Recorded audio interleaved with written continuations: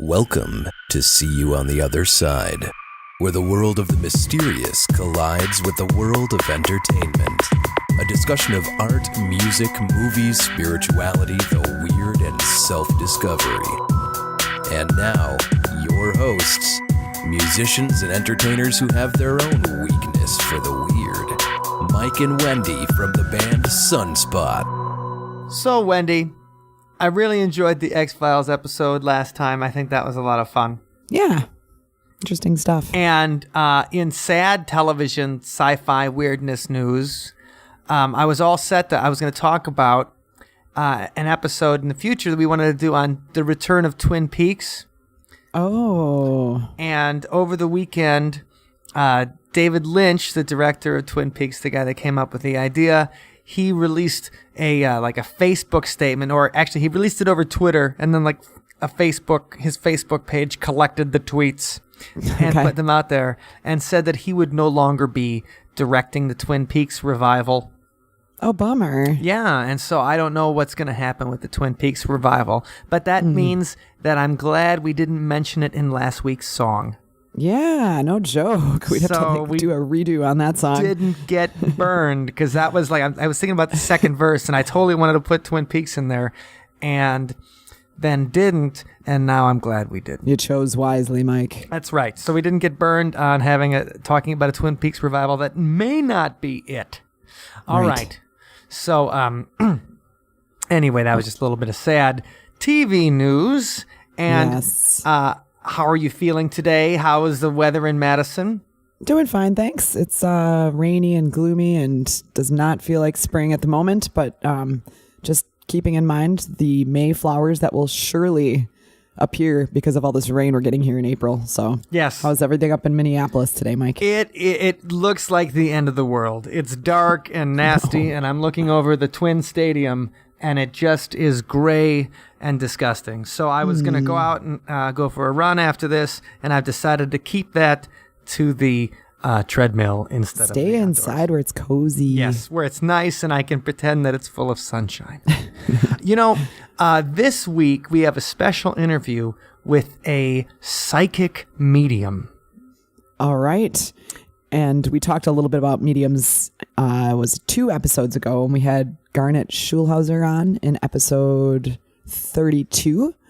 And we sort of touched on the medium topic because he's a channeler, and we were kind of discussing the differences between channelers and mediums. That's right.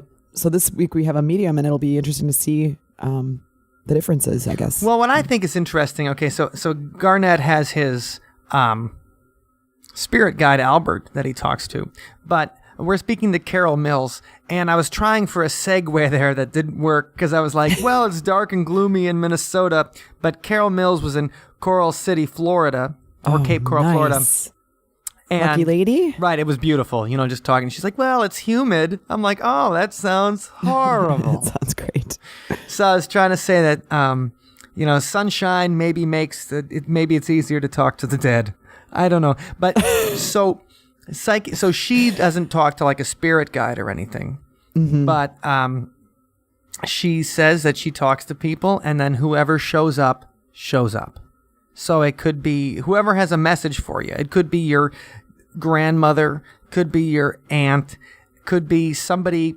Someone who's deceased, though, not just somebody pops in the door hello. Right. Once you have a reading with her, she calls up your family and they show up, and the message is call your mother. Oh gosh. No, but that's this kind of medium that can talk to spirits regularly on the other side, and so she gives people readings, and she goes into depth about how she gives readings, what she sees. I think she's interesting because her family isn't religious. She started out an atheist and didn't believe in anything, didn't go to church, didn't have any religion. And we touch on that in the interview. And then when her dog died, she felt the spirit of her dog coming back. Wow. And that was the opening of her abilities to see to the other side. And there's a couple interesting things here. And I don't talk about it in the interview, and I didn't want to challenge her on it, but she gets into orbs, and if you guys, orbs and pictures. And so that's what is it's really hot in the ghost hunting world, is that they'll take a picture and then you'll see this weird orb of light. Like a ball. Looks like a circle, like glowing circle kind of. Yeah. And I'm not a huge fan of orbs and pictures. I find them kind of like, I think it's either dust or it's because it's only in digital cameras. They appear all the time, and they appear in everybody's digital camera. We have one in one of our Road Manias. Yes. Well, I think we talked about it on the first episode, actually. We do, because that orb's like moving around and stuff. Right. Like that. It's totally actually, freaky. it's totally a bug, too. Right. And so, there's, and Troy Taylor, who we talk about in the interview with Luke Naliborski, That's right. He goes, he has a description of why he debunks orbs and doesn't believe in them. And he talks about them, just little problems with light in pictures that we get with digital cameras because they appear all the time. But Carol, who we talked to today, is a firm believer in orbs. And, well, that's what she started seeing in pictures, she says, once her eyes were open to the other side. Oh, interesting. And I found Carol very nice, very intelligent, and lucid, and she didn't say anything crazy and stuff. And I appreciate that, because when you're interviewing these people, you want to have some sense of connection to them. And if you think... Relatability, right? Right, and if somebody would feel like is off the deep end and just saying crazy stuff, then I'd cut it off. I'd be like, nope, that's it. Well, because it's not fun. You could listen to somebody weave a tale all day, but I want to talk to people who believe in who what they're saying. who believe in what they're saying and what they're seeing and things like that. And so I thought that Carol was really nice and intelligent, and she, I think she believes really in what she's seeing. She closes her eyes and she sees things, and if you look in her blog, she's got several stories where things that she's predicted have come true, and she's known things that other people haven't known, and whether it's really talking to the spirits, the dead, or just being sensitive, or just nonverbal cues that people do, she feels that she's providing people a service, and I think that's a cool thing. She didn't happen to see anything while you were talking to her, did she? No, in fact, I said that at one point. I'm like, no, I don't want to know what you see, because I didn't want some spirit behind me saying like, Mike's got 6 months to live. or she's like, I see a really evil looking spirit just lingering around you. It's like, oh man, then all the time you're wondering who or what that is. Yeah, I don't want to, but, and that's the thing, because she goes into, I've had a lot of dark readings. Ooh, I've had, and she goes, and I don't filter. If I see something dark, I have to talk about it. Yeah, that's good too. Yeah, and that's, I think she's not sugarcoating anything. She says if she sees it, and so I thought that was interesting. And she, she goes into that. She sees a lot of darkness in these places, and that would be hard, I'd think. Yes, I agree. For her, for the medium to, if you're sensitive to it. But she says she can turn it off, and it's not as uncontrollable as you'd think. Okay. But she's an interesting person, and we go into that. She talks about the war between the dark and the light, and and that's the message she has for our listeners at the end. And well, what I actually thought was sad, though, was that she talks about how she lost some of her friends when she decided to put up her shingle and become a psychic. Oh, lost her friends as in they didn't die. To not continue being her friend. Yeah, that is sad. And somebody that really believes in this and is doing a service, even if it's just being sensitive to people and trying to understand someone's grief after something painful happens and give them hope, you wouldn't not be friends with a priest or a pastor, or you wouldn't stop being friends with somebody because they said they have a message. Maybe if he was maybe a Jehovah's Witness or something like that, you're like, I can't be friends with you because you're going to show up at my door with the watchtower. No, but you wouldn't stop being friends with somebody because they said, well, God has a plan for you or something. Or I'm going to go join a nunnery or something. Yeah. You'd still be like, okay, maybe that's a little different than what I believe, but I'm not going to put you down for it.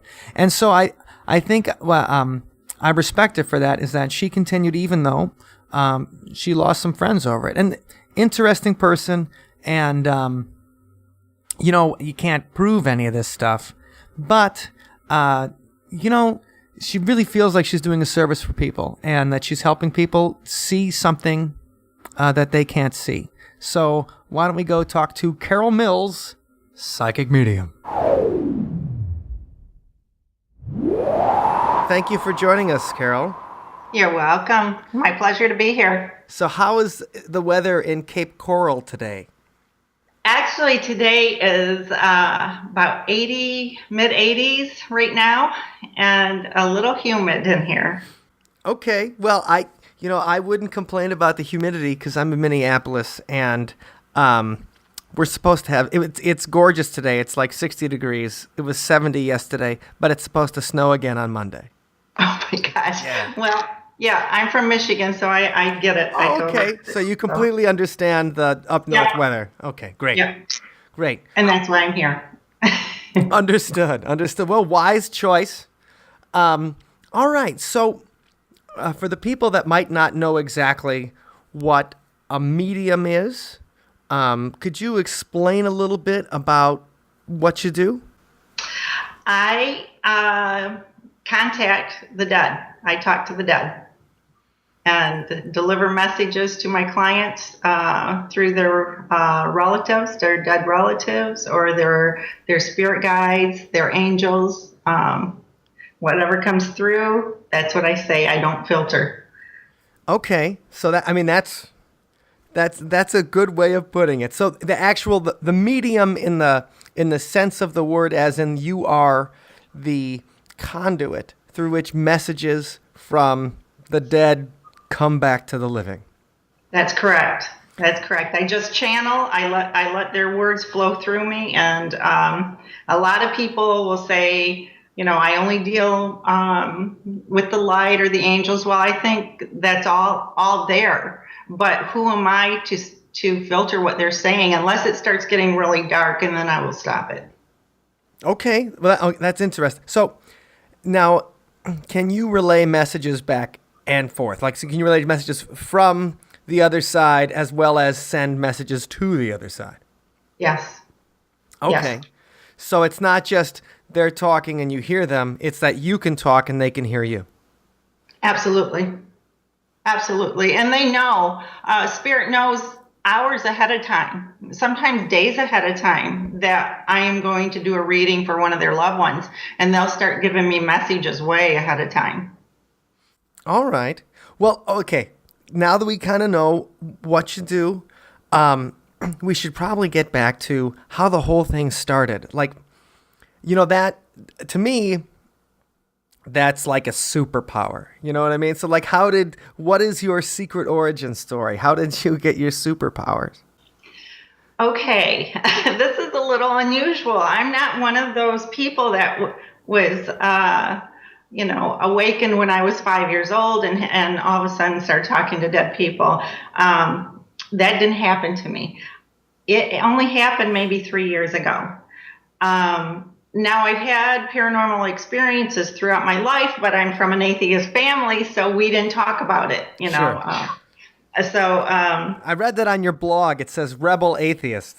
Yes. By God. I will do this. So, anyways, about 3 years ago, my soulmate was a dog. All right. And he passed away, but we made a contract with each other that we would find each other on the other side. And he came back the day that he passed. He came back, and that was when I first discovered orbs. I started videotaping that night because I had a tiny little puppy, and I thought, I'm not going to lose a minute with this puppy the way I should have with Jake. And there was something in that film. And I thought, what is that? And I have exterminators. I don't have bugs. What is this thing? So 3 weeks later, come and go, and I started seeing them everywhere. And I was able to pick up any camera almost and take pictures of them. And then I went through what I call the dark times, where things got really loopy. Because when we opened the door, Jake and I, we didn't protect ourselves, and everything. Let's go back a little bit. Okay. So you started seeing So your dog passed away, and I've only gotten pets in the past few years, so I haven't had that experience of losing an animal. But I know, I mean, all my friends have and stuff, and I know it's just, it breaks your heart. And so you really felt connected with Jake, and he's your best buddy and stuff like you say, your animal soulmate. So, how did you just, you kind of felt it that, you would still be together even if he passed or even after he passed. Well, what happened? I mean, so you saw some orbs in pictures, but then how did you know it was your dog? Because, I had that tiny little puppy who is almost 3 now. And the puppy I would hear clicking on the floor at night, and the puppy would go around the edge of my bed barking at something that I couldn't see. And it would go right to Jake's spot where he slept at night. And then the puppy would lay down and go back to sleep. And there were many other indications that it was Jake. The areas where the puppy would start barking, because it would startle him, were the areas where Jake would normally be. Where his food dishes used to be, or where he used to sleep. And then probably about a month and a half in, I got a picture of him. And then I knew. I was certain in my heart, but I do the left brain, right brain, and I'm always trying to debunk everything. And sure. And then I got a picture of a black lab, and I said, "Oh my God, it is Jake!" And so I knew he was with me again. So you took a picture, and a ghost Jake appeared in the picture. Yeah. Okay. And well, that was one of the gifts that I didn't know I had, was the day that Jake passed and I started getting orbs. I started videotaping and taking photographs of all different realms. It wasn't just Jake, or it just wasn't, it wasn't the normal spirit realm. It was stuff that I've never seen before. Okay. Well, so Jake was, I mean, he led you like Lassie to the other side, right? I mean, that's interesting. That's I've never heard I haven't heard very many medium stories so far. Okay. And so that but this is a very unique one, and so I'm enjoying it. So you started seeing Jake in places. You started hearing him. The puppy was reacting to him, like he was there and stuff like that, and. Then what was the next? So you started taking pictures, seeing orbs. How did that translate then to seeing human spirits? I started having the ability to see energy movement in a room. And it would be like shadow forms, mostly, that I would see shift through a room. But there was a disruption of energy, because the energy is all around us. We're living in it. And all of a sudden it would shift. And my eyes became very keen to that. It was almost like a training that I went through.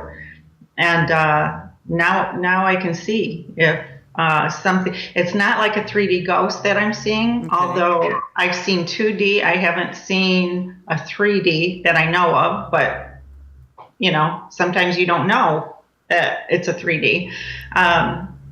So my eyes just became accustomed to the movement and the energy fields. And so, I mean, how did you feel? Was it something scary?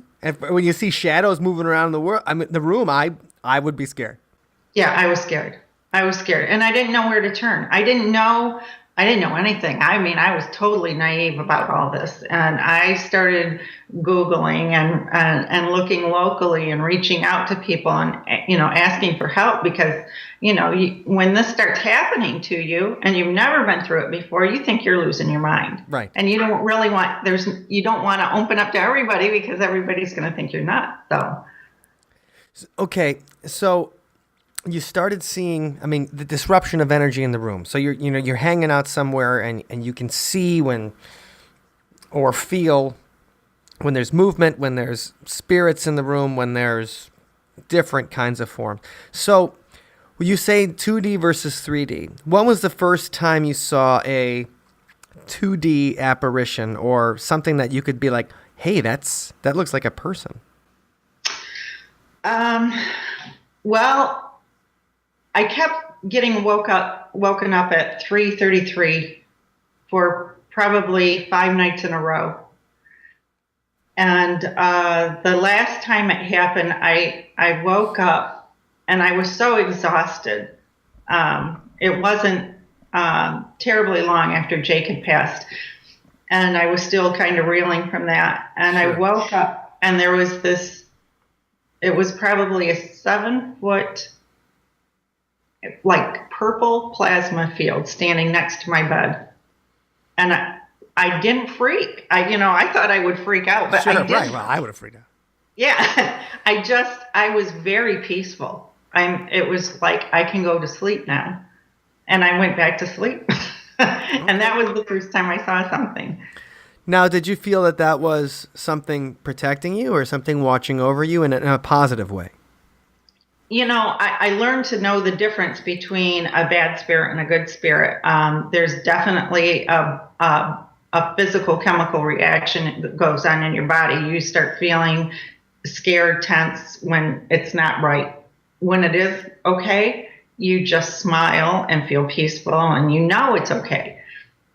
So for me anyways, I don't know about other people, but that's definitely a telltale sign. If I start feeling nauseous, then somebody's really pushing me hard. I've been body jumped several times, so I'm a little leery of a lot of heavy energy. Wait, what does that mean? Like just somebody grabbed you or what? They try to body jump you, or they pass through you. Okay. So that's the energy of like you feel it come through you. Yeah. In fact, I'll tell you, I was sitting in a restaurant one night. Okay. With my girlfriends, and we're just talking, and all of a sudden I lunge forward in my chair, and I'm like, whoa, you could just feel the energy run through your body. It ran through me, hit my girlfriend. She was sick for 3 days. And then my other friend that took us to the restaurant says, oh, yeah, there used to be a nursing home right next to the Okay. So there were some wandering souls around there. Right. And so did you see it coming or you just felt it? No, it came from the back of me. Passed through you, jumped into your friend, and your friend did she feel something at the time or was it after? She swayed in her chair too. Like, what was that? Because we were just sitting there having some spaghetti, Right. And it knocked me forward. It was so strong, and then it hit her, and she went sideways in her chair. And she said she was sick for 3 days after that.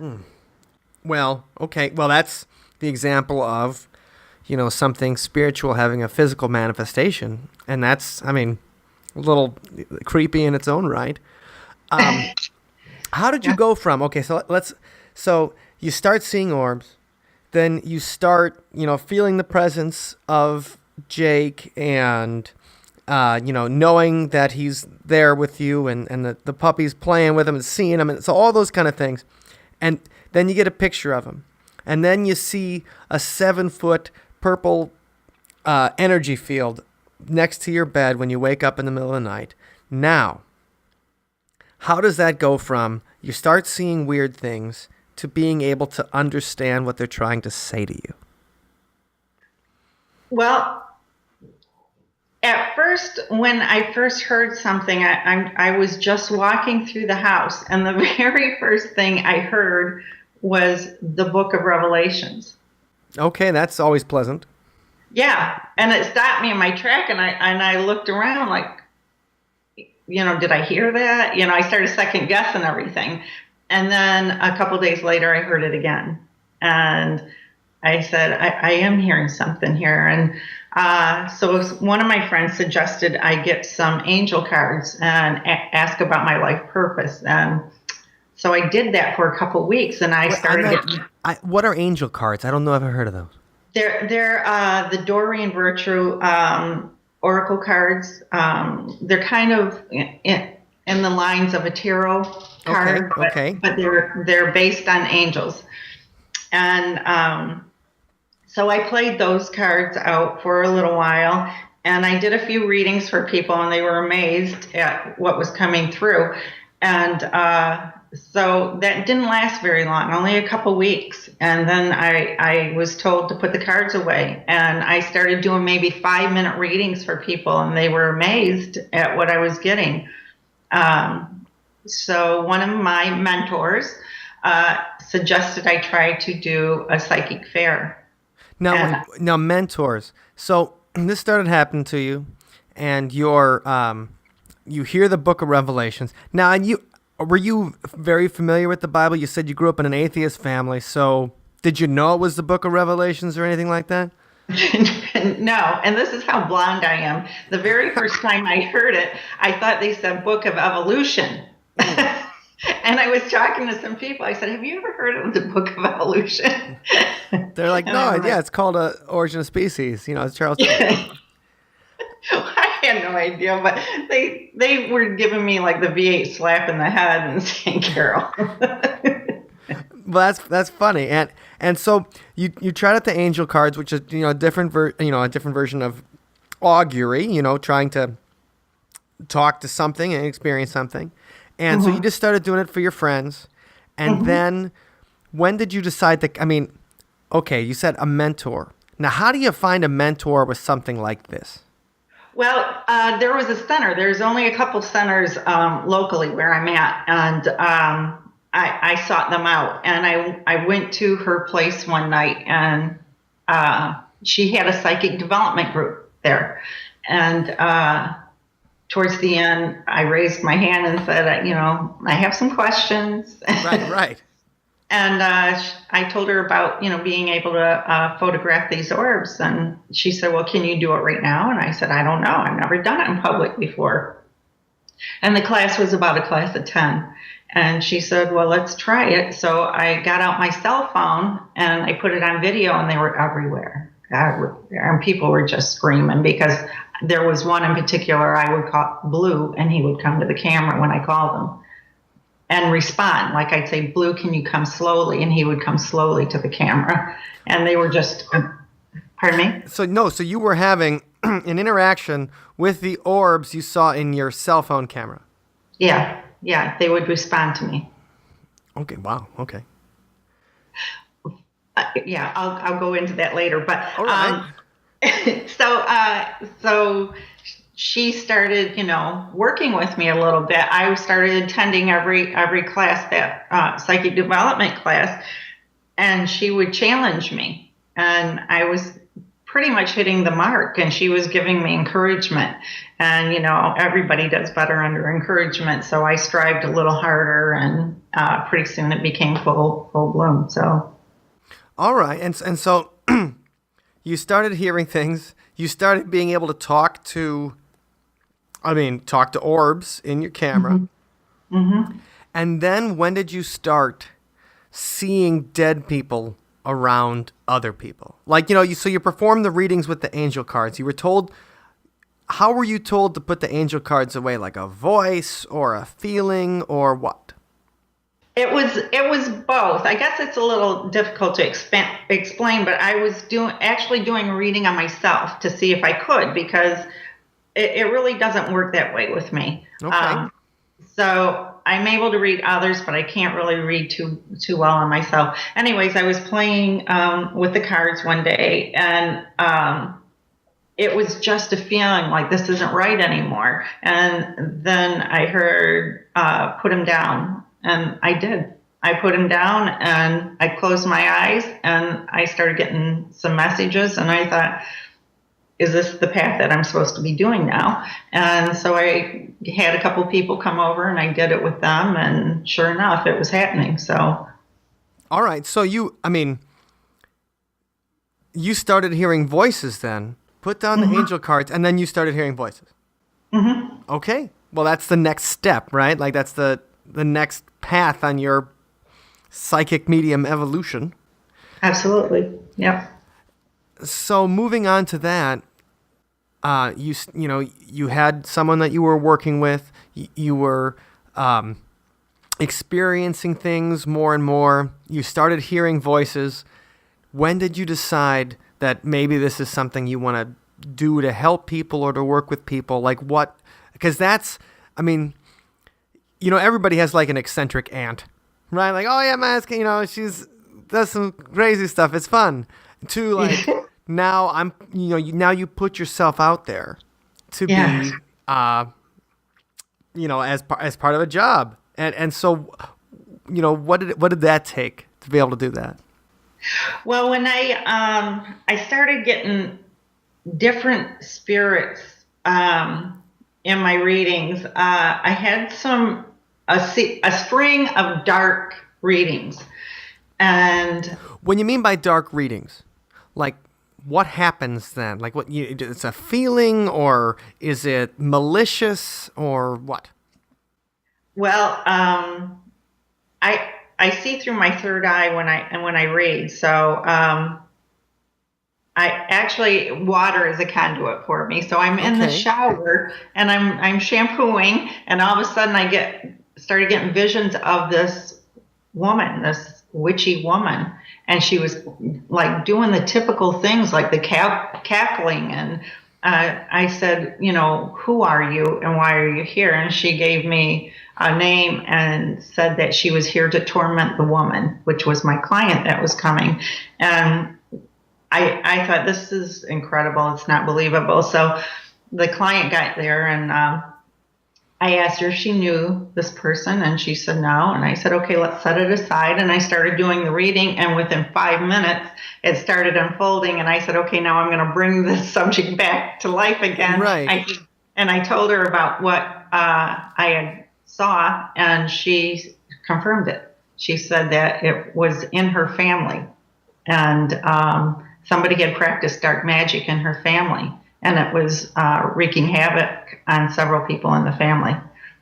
So this was this recent, or was this far back in the family history? Recent in the family history. So I proceeded to give her tools to take with her to help protect her, and I thought, this must be part of my calling, is to be able to help people fight the darkness when it invades them. So, and I instinctively knew. One of my best friends is like a street preacher, and she helps me through a lot of these situations. She counsels me. She's dealt with dark entities herself, so she does a lot of counseling with me, and I was so prepared that I didn't even realize that this was going to take place in my life, but it became a thing for a while. And then I prayed about it and said, look, I need some light in this, I can't keep doing this heavy stuff. It was draining me. And then I would get, Aunt Nilly coming in and, being goofy. And right. No, we all hope we get Aunt Nilly and not a not a witch from our past coming to torment. So wait, I mean, we all face so many tough things in our lives already that the idea that there's supernatural powers working against us as well, that sounds depressing. It is, but I think it's been there since the beginning of time. There's good and bad, and we have to have that balance. The dark teaches us things that we need to know, and then we appreciate the light much more. So, it's there. And I think it's more predominant now than it ever has been. I don't know what the big shift is going on. I hear things, I don't know completely. Who really knows? But, I feel it. I feel it in my readings. I get a lot of strange stuff lately. Well, when you decided to start doing this, what was your family's reaction? Like your family and friends and stuff? I mean, were they supportive? Were they skeptical? Were they like, hey, at least she's got a job? Like, what did they do? There were several of them that didn't want to speak to me anymore. They were confirmed atheists, and they pretty much thought I'd lost my mind. But on the other side of that, there's a lot of people that I have worked with and helped and read for that believe in me 100%. So they say it's kind of a shutting when you go through an ascension, and that's exactly what happened to me. I went through an ascension, and I dropped off anything that was negative, that was trying to pull me back down to a level that I didn't vibrate at any longer. So I had to go with the flow. I just felt it was the right thing to do, was just to keep moving forward. And if that meant losing some friends and family members, then so be it. So this and all this happens in what kind of time frame? From the passing away of Jake to getting a website and going into business and setting everything up? Like, how long does that take? It happened very, very rapidly for me. It's been probably 3 years now.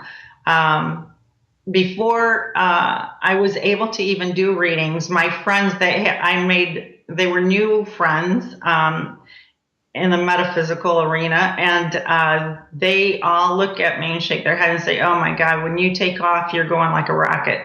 And that's pretty much what happened. It just happened. So is this something you can turn on and off, or? Yeah, okay. I can. A lot of people can't. It's with them. Like, we'll go out in public and they'll say, "Did you feel that?" And I'm like, "No, I'm tuned out. I don't want to feel anything. I just want to be in this moment." And so I guess I'm one of the lucky ones. Have you ever had an entity or a spirit or anything like call to you and then have to communicate with somebody? Like it's like their uncle shows up. I don't know, their dad or whatever. Like somebody shows up and says, like, "I really have a message for this person. I need you to go get them." Sure. Oh yeah, sure. But it's usually when they know that there's going to be some kind of access between the two of us. And then they'll come in ahead of time and say, "Look, you got to tell so-and-so this." And I do. I relay that message. But yeah, it happened. What's the most common message you find that they want to communicate from the other side to us? Almost all of the ancestors that come through, the two most common ones I would say is, I am one and at peace. So whatever it was that ended their existence here on earth, they're at peace on the other side, and they always want their loved ones to know that. And the second most common one I get is the grandmothers and great-grandmothers that come through and want to claim that she gets her gift from me.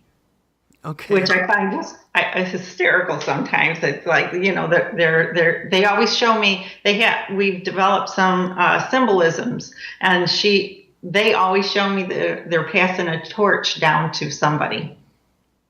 When did you feel that this was for real? Like, when did you have that moment, like, I'm not going crazy. Like, this is totally, like, I nailed something that I could not have known whatsoever. Like, what was that moment where you're like, uh-oh, like, this isn't just my mind playing tricks on me. Like, this is something, and now I have to figure it out.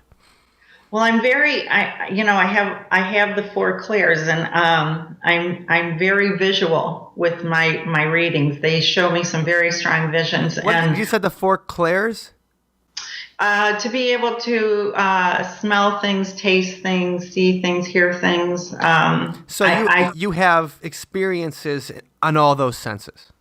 Yeah, I was the first time I realized that I had the sense of smell. I was working on a cold case file, and the young man smoked, and I could walk into where he was, the spirit was, and walk out and smell the cigarette smoke. And I thought, oh boy. So a cold case file. Were you working with the police? Like, what was that? Like, the family called you, or what situation was that? It was I was brought in on it. It was a family that was looking for the suspect, And so I guess we were passed around a picture at the class. That's how I got onto this. And she said, just tell me what you feel from the picture. And I told her, I said, I'm pumping gas at a gas station, and I give a head nod to some guy, like I they're approaching me, and I'm like, hey, what's up? And that was the last place that the victim was seen. And so she knew I'd hit it. And then he came to me one day, probably a week later. I was exhausted at work. I came home and laid down, and I started seeing somebody with two-tone skin. Well, the suspect in the case had that disease where you lose your pigmentation. So they, like that Michael Jackson had or whatever. Yes. Okay. So, and it was later that day that I kept walking into the cigarette smell. So I knew that he was here with me in the house. And so was it so it was a murder victim, I assume? Okay. So did the victim appear to you, or the suspect, like a suspect, appear to you? The victim was giving me messages. Oh wow. Okay. And you gave that back to the family and stuff like that? Yes, I gave it back to the family. Did they ever find the guy? I don't know.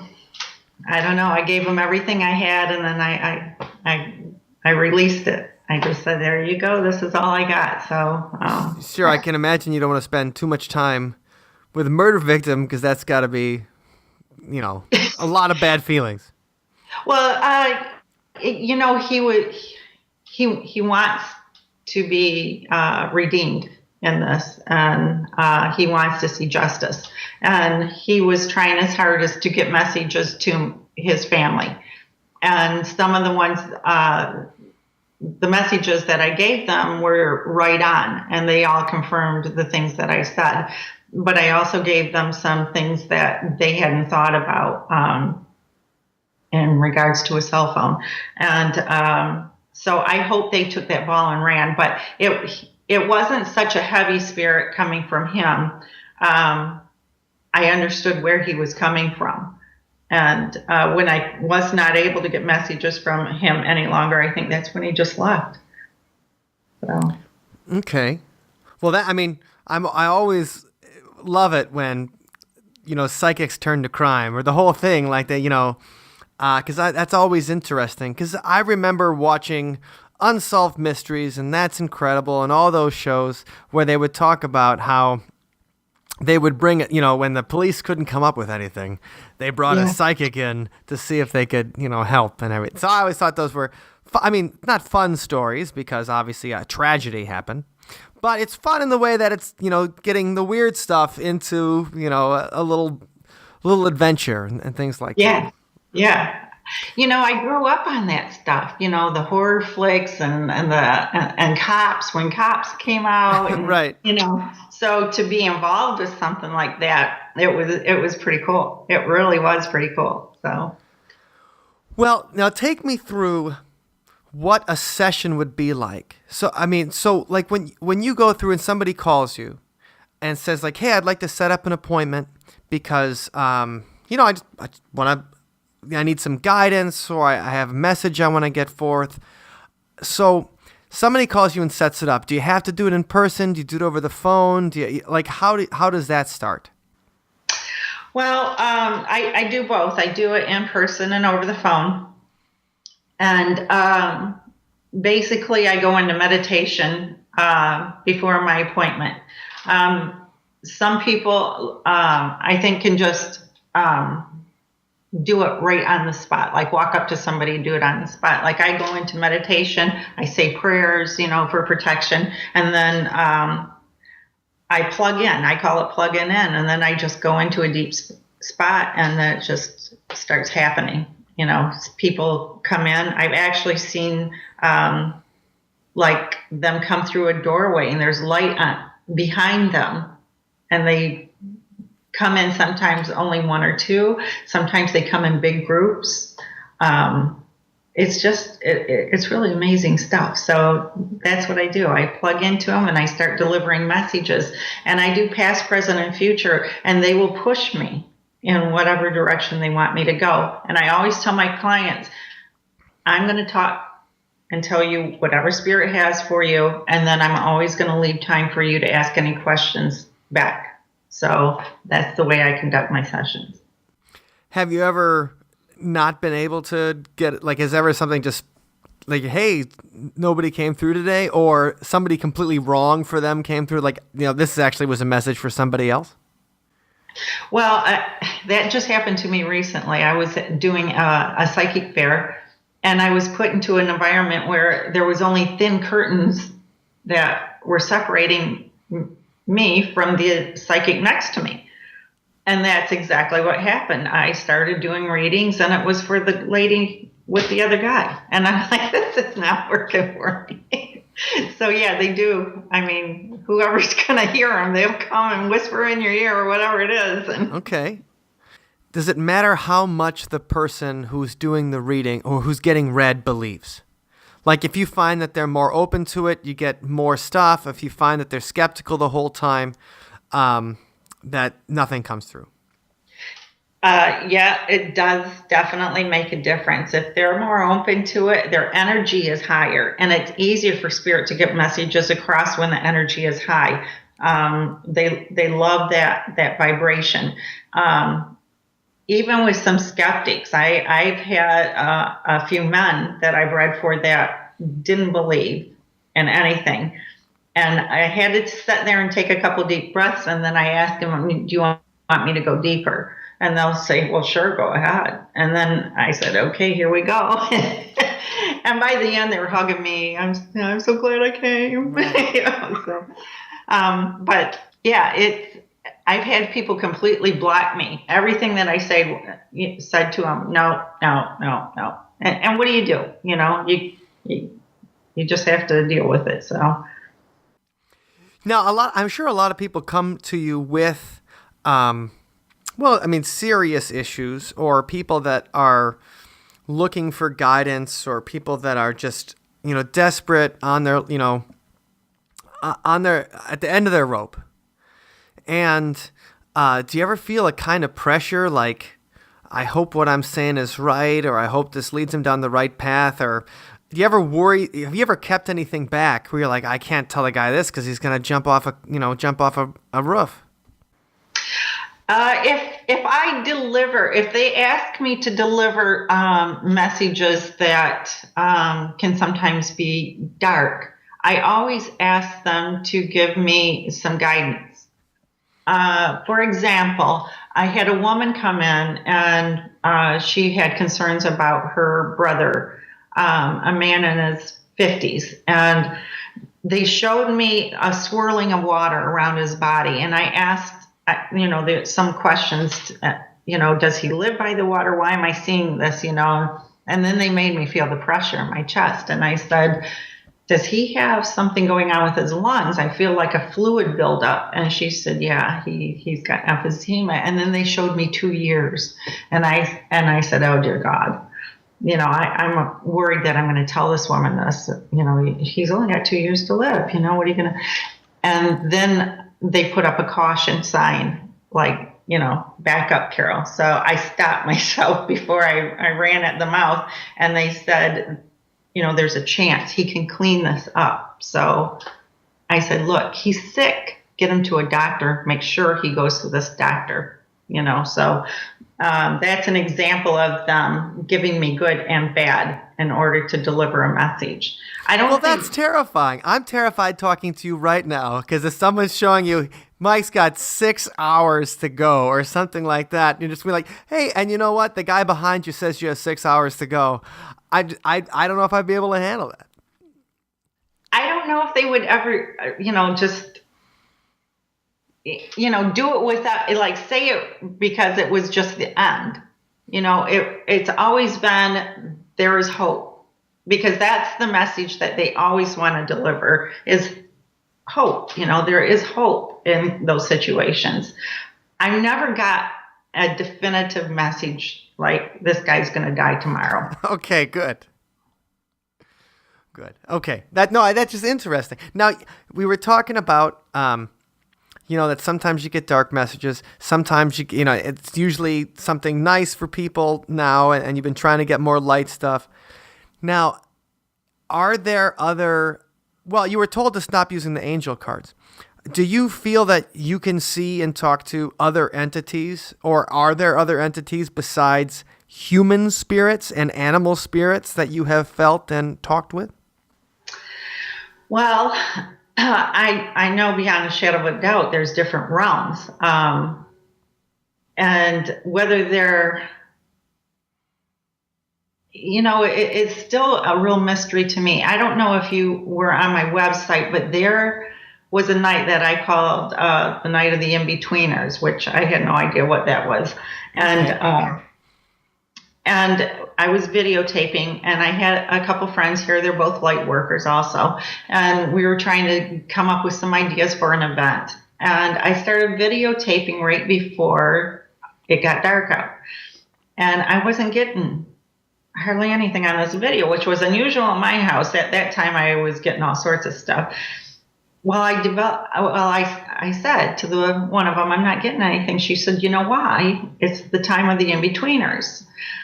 And I said, what do you mean by that? She goes, the time between when the sun goes down and the moon comes out. And that's when there's a lot of activity. And I didn't know that. So I developed the film the next day. And in the film, you can actually see a fairy. You can see gremlins under the council. That picture alone is incredible. Absolutely incredible. And you have that on the website? It's on the website. Okay, we'll link to that in the show notes. We'll make sure we put the link to the Night of the In-Betweeners and that stuff in the show notes. Yeah, that was incredible. So, and there's all sorts of different things. And after that night, and within the next 3 weeks, everything electrical in my house had gone out. I had to replace my thermostat, my DVD player, take my computer in for repair. So it happened, and it cost me a lot of money. Right. So that was another process for me to learn how to protect myself. And you've mentioned that a couple times now, and I hear this often when people talk about, they say little prayers for protection, and they say something about protection. Like, what can happen if you don't protect yourself? Like you said, your friend got sick when somebody body jumped you. Mm-hmm. But like, I mean, what could happen if you don't? Like, why do you need to protect yourself from things like that happening? I mean, if I had known that was even possible, then I would have, before I picked up that camera, I would have said a little prayer, Archangel Michael, please come in, surround me in your light, keep off anything dark, evil, or negative. And that's what I do now when I do my saging in the house and cleanse my house. That's what I ask for. And that's what I tell other people to do that are having problems is, call in your angels, and they hear you. They will come in and help you. And you have to have that protection around you. Otherwise, there are a lot of dark spirits out there that are wanting to attach to you, and they can start causing you anxiety, and it can go deep. So why do you think do dark spirits just have nothing to do, or they just like screwing around with humans and that's fun, or they just want attention, or what do you think their motivation is? Well, I actually think there is a war going on between the light and the dark. And, it's a battle of souls. They want to take, the dark wants their souls, the light wants everybody to come to the light. And that battle does happen. And I've talked to people, I've read for people that changed appearance right in front of me. Their eyes got very dark. They started twitching in their chair. Their whole mannerisms were different. It can be very spooky. Wait, so were they had a dark spirit attached to them, or they were just doing like they're bad people, or what kind of, like, why do you think that their eyes would go dark and twitch? Well, the mere mention of God in a reading will send people that have darkness attached to them into a tailspin. So if I'm reading along and I'm starting to get that vibration like something is not right here, and I will ask the client, do you believe in God? And the reactions are bizarre when there's something going wrong. And this one particular young lady, she got up, ran out of the room like her tail end was on fire. And that was after she started twitching and pulling at her clothes, and her eyes got so dark. And this was recently. And that's why I said there has been more and more of this stuff happening. And so I give clients a toolkit. I give them sage, I give them frankincense, I give them holy water, and say, look, use all this stuff. If you have problems, call me. I will help you through, because I think that was one of the contracts that I instilled in my gifts, was that you've given me these gifts. I have to use them for the good. So that's what I do. So, I think that's interesting. You talked to, the dark versus the light, and, people reacting badly and everything. But what do you think is, as far as, the gifts, and you say the ascension and everything, what do you think is your mission now that you've come back with the power to see and talk to dead people? I hope that it's just to deliver messages of hope and love to most of my clients. And if somebody comes in with doubt, to make them believe that, this is not the end. If you left this world, you're going to a better place, hopefully. And it's beautiful. Everything that the spirits have told me about being on the other side is beautiful. And a lot of them, even I've had suicide victims, and when they lift out of their body, they've told me what a beautiful, peaceful feeling they had.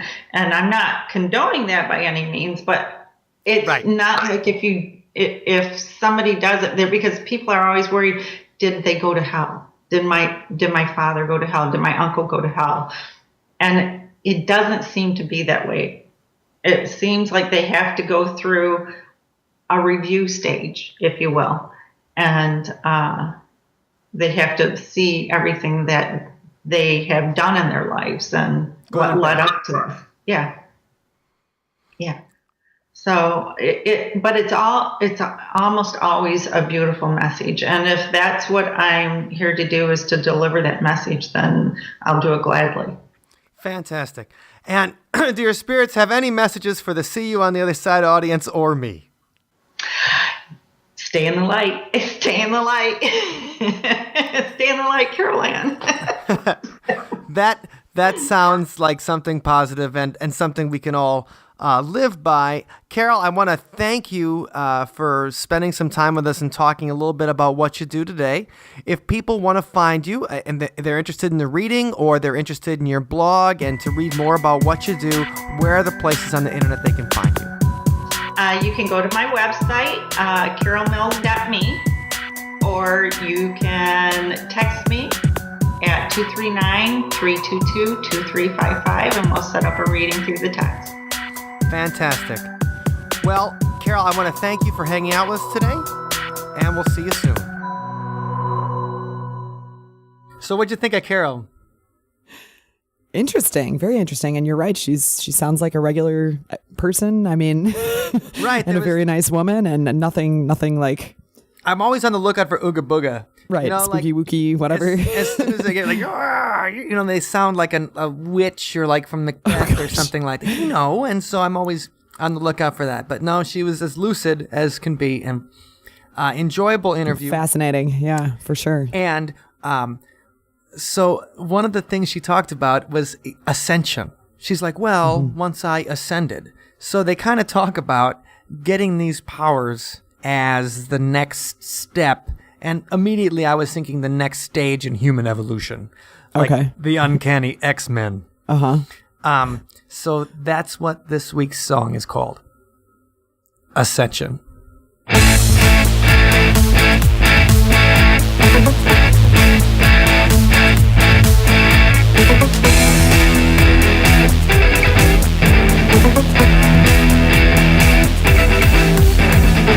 The dark and the light, they want you. Everyone competing for your mind. Your mind. Seeing things like no one else. You gotta leave your friends behind.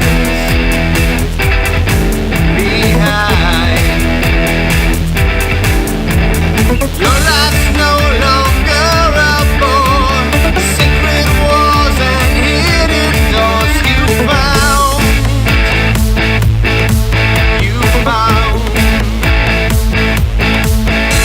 Throw back the veil of secrecy. Open your third eye to see unbound.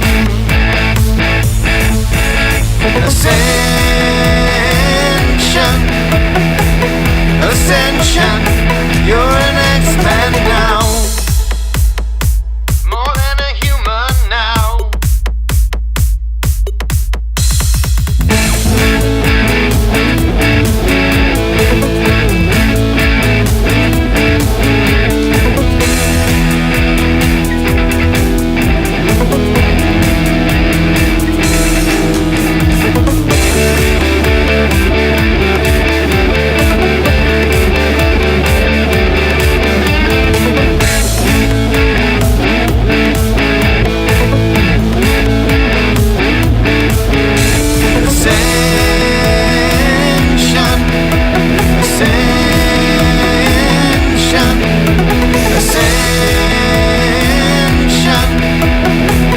Ascension, you're an X-Man now.